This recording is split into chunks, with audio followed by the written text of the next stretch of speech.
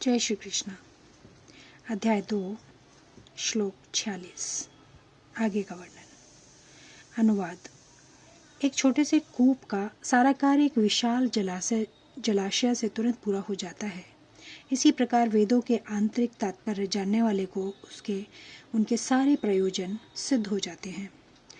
तात्पर्य: वेदों के कर्मकांड विभाग में वर्णित अनुष्ठानों एवं यज्ञों का ध्येय आत्म साक्षात्कार के क्रमिक विकास को प्रोत्साहित करना है। और आत्म साक्षात्कार का ध्येय भगवद गीता के 15वें अध्याय में इस प्रकार स्पष्ट किया गया है।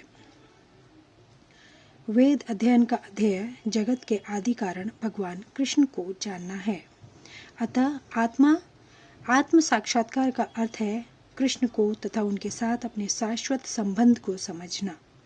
कृष्ण के साथ जीवों के संबंध का भी उल्लेख भगवद गीता के 15वें अध्याय में ही हुआ है। जीवात्माएं भगवान के अंश स्वरूप हैं। अतः प्रत्येक जीव द्वारा कृष्ण भावनामृत को जागृत करना वैदिक ज्ञान की सर्वोच्च पूर्णावस्था है। श्रीमद् भागवत में इसकी पुष्टि इस प्रकार हुई है। हे प्रभु, आपके पवित्र नाम का जाप करने वाले भले ही चांडाल जैसे निम्न परिवार में क्यों न उत्पन्न हुआ हो, किंतु वह आत्म साक्षात्कार के सर्वोच्च पद पर स्थित होता है।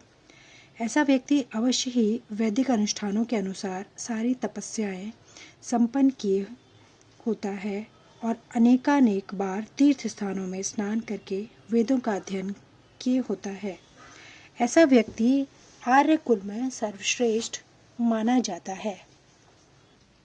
अतः मनुष्य को इतना बुद्धिमान तो होना ही चाहिए कि केवल अनुष्ठानों के प्रति आसक्त न रहकर वेदों के उद्देश्य को समझे और अधिकाधिक इंद्र तृप्ति के लिए ही स्वर्गलोक को जानने की कामना न करे, स्वर्गलोक जाने की कामना न करे। इस युग में सामान्य व्यक्ति के लिए न तो वैदिक अनुष्ठानों के समस्त विधि विधानों का पालन करना संभव है और न सारे वेदांत तथा उपनिषदों का सर्वांग अध्ययन कर पाना सहज है।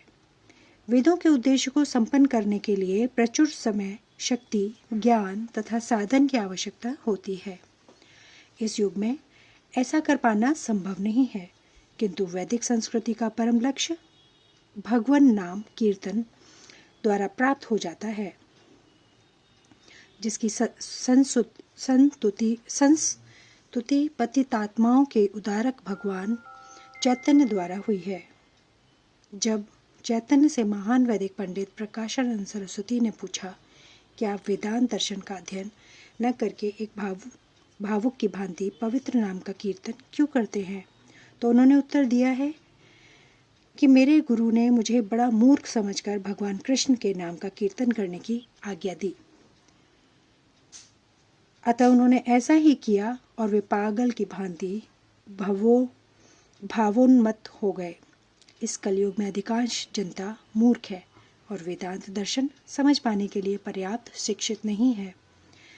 वेदांत दर्शन के परम उद्देश्य की पूर्ति भगवान के पवित्र नाम का कीर्तन करने से हो जाती है।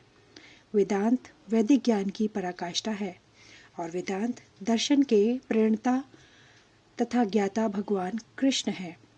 सबसे बड़ा वेदांती तो वह महात्मा है जो भगवान के पवित्र नाम का जप करने में आनंद लेता है।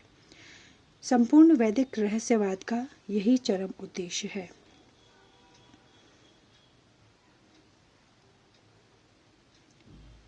श्लोक 47। अनुवाद। तुम्हें अपना कर्तव्य करने का अधिकार है, किंतु कर्म के फलों के तुम अधिकारी नहीं हो। तुम न तो कभी अपने आप को अपने कर्मों के फलों का कारण मानो, नहीं कर्म न करने के कभी आसक्त हो। तात्पर्य: यहाँ पर 3 विचारणीय बातें हैं: कर्म, स्वधर्म, विकर्म तथा अकर्म। कर्म मतलब स्वधर्म वे कार्य हैं जिनका आदेश प्रकृति के गुणों के रूप में प्राप्त किया जाता है। अधिकारी की सम्मति के बिना किए गए कर्म विकर्म कहलाते हैं। और अकर्म का अर्थ है अपने कर्मों को न करना। भगवान ने अर्जुन को उपदेश दिया कि वह निष्क्रिय न हो, अपितु फल के प्रति आसक्त हुए बिना अपना कर्म करे। कर्म फल के प्रति आसक्त रहने वाला भी कर्म का कारण है। इस तरह वह ऐसे कर्म फलों का भोक्ता होता है। जहाँ तक निर्धारित कर्मों का संबंध है, वे 3 उप श्रेणियों के हो सकते हैं, यथा नित्य कर्म, आपातकालीन कर्म तथा इच्छित कर्म। नित्य कर्म फल की इच्छा बिना शास्त्रों के निर्देशानुसार सतोगुण में रहकर किए जाते हैं। फल युक्त कर्म बंधन के कारण बनते हैं, अतः ऐसे कर्म अशुभ हैं। हर व्यक्ति को अपने कर्म पर अधिकार है, किंतु उसे फल से अनासक्त होकर कर्म करना चाहिए। ऐसे निष्काम कर्म निसंदेह मुक्ति पथ की ओर ले जाने वाले हैं। अतएव भगवान ने अर्जुन को फलासक्ति रहित होकर कर्म स्वधर्म के रूप में युद्ध करने की आज्ञा दी। उसका युद्ध विमुख होना आसक्ति का दूसरा पहलू है। ऐसी आसक्ति से कभी मुक्ति पथ की प्राप्ति नहीं हो पाती। आसक्ति चाहे स्वीकारात्मक हो या निषेधात्मक, वह बंधन का कारण है। अकर्म पापमय है, अतः कर्तव्य के रूप में युद्ध करना ही अर्जुन के लिए मुक्ति का एकमात्र कल्याणकारी मार्ग था। श्लोक 48। अनुवाद। हे अर्जुन, जय अथवा पराजय की समस्त आसक्ति त्याग कर संभाव से अपना कर्म करो। ऐसी समता योग कहलाती है। तात्पर्य, कृष्ण अर्जुन से कहते हैं कि वह योग में स्थित होकर कर्म करे। और योग है क्या? योग का अर्थ है सदैव चंचल रहने वाली इंद्रियों को वश में रखते हुए परम तत्व में मन को एकाग्र करना। और परम तत्व कौन है? भगवान ही परम तत्व है। और चूंकि वे स्वयं अर्जुन को युद्ध करने के लिए कह रहे हैं, अतः अर्जुन को युद्ध के फल से कोई सरोकार नहीं है। जय या पराजय कृष्ण के लिए विचारणीय है। अर्जुन को तो बस श्री कृष्ण के निर्देशानुसार कर्म करना है। कृष्ण के निर्देश का पालन ही वास्तविक योग है और इसका अभ्यास कृष्ण भावनामृत नामक विधि द्वारा किया जाता है। एकमात्र कृष्ण भावनामृत के माध्यम से ही स्वामित्व भाव का परित्याग किया जा सकता है। इसके लिए उसे कृष्ण का दास या उनके दासों का दास बनना होता है। कृष्ण भावनामृत में कर्म करने की यही एक विधि है जिससे योग में स्थित होकर कर्म किया जा सकता है।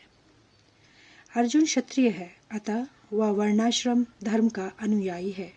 विष्णु पुराण में कहा गया है कि वर्णाश्रम धर्म का एकमात्र उद्देश्य विष्णु को प्रसन्न करना है। सांसारिक नियम है कि लोग पहले अपनी तुष्टि करते हैं, फिर यहाँ तो अपने को तुष्ट न करके कृष्ण को तुष्ट करना है। अतः कृष्ण को तुष्ट किए बिना कोई वर्णाश्रम धर्म का पालन कर भी नहीं सकता। यहाँ पर परोक्ष रूप से अर्जुन को कृष्ण द्वारा बताई गई विधि के अनुसार कर्म करने का आदेश है। श्लोक 49। अनुवाद। हे धनंजय, भक्ति के द्वारा समस्त गर्हित कर्मों से दूर रहो और उसी भाव से भगवान की शरण ग्रहण करो। जो व्यक्ति अपने सकाम कर्म फलों को भोगना चाहता है वे कृपण है। तात्पर्य, जो व्यक्ति भगवान के दास में अपने स्वरूप को समझ लेता है वह कृष्ण भावनामृत में स्थित रहने के अतिरिक्त सारे कर्मों को छोड़ देता है। जीव के लिए ऐसी भक्ति कर्म का सही मार्ग है। केवल कृपण ही अपने सकाम कर्मों का फल भोगना चाहता है, किंतु इससे वे भव बंधन में और अधिक फंसते जाते हैं। कृष्ण भावनामृत के अतिरिक्त जितने भी कर्म संपन्न किए जाते हैं वे गर्हित हैं, क्योंकि इससे कर्ता जन्म मृत्यु के चक्र में लगातार फंसता रहता है। अतः कभी इसकी आकांक्षा नहीं करनी चाहिए कि मैं कर्म का कारण बनूं। कृष्ण भावनामृत में हर कार्य कृष्ण की तुष्टि के लिए किया जाना चाहिए। कृपणों को यह ज्ञात नहीं है कि देववश या कठोर श्रम से अर्जित संपत्ति का किस तरह सदुपयोग करें। मनुष्य को अपनी सारी शक्ति कृष्ण भावनामृत अर्जित करने में लगानी चाहिए। इससे उसका जीवन सफल हो सकेगा।